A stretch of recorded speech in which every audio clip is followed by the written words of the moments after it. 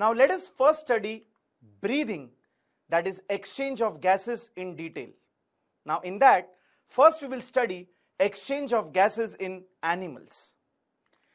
Now, you know that different animals have different organs for respiration, that is breathing. For example, aquatic animals breathe through their gills. Terrestrial animals, that is animals living on land, they breathe through their lungs. And amphibian animals, they breathe through their skin. Now first we will learn about exchange of gases in aquatic animals. Now aquatic animals use oxygen that is dissolved in water, but it is the same oxygen from air that gets dissolved in water. And the solubility of oxygen in water is much lower. There is less ability of oxygen to dissolve in water. So obviously, the amount of oxygen available in water is much lesser than air.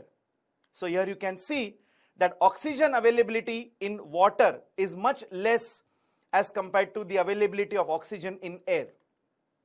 Hence, the rate of breathing is much faster in aquatic animals. Rate of breathing means the speed of breathing.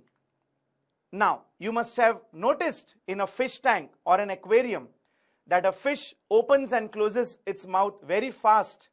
That is because less oxygen is available in water, so it will try to take in as much oxygen as possible as fast as it can. Therefore, the rate of breathing is faster in aquatic animals. Now, how does breathing actually take place in aquatic animals? Let us understand. Fish take in oxygen-rich water through their mouth, and inside they release it over the gills. You can see gills are the breathing organs of fish. So oxygen-rich water enters from the mouth of the fish, and from inside it is released over the gills. Now inside, the gills are in contact with the blood. So through the gills, the oxygen from the water enters the blood, and carbon dioxide from the blood enters the water. And then this water containing carbon dioxide then leaves out from the gills.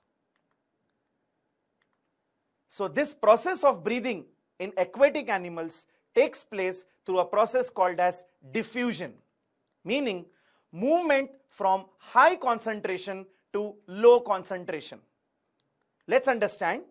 The concentration of oxygen is more in water as compared to the blood of the fish.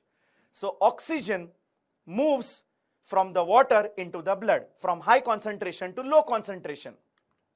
And similarly, the concentration of carbon dioxide was more in the blood as compared to water that entered inside.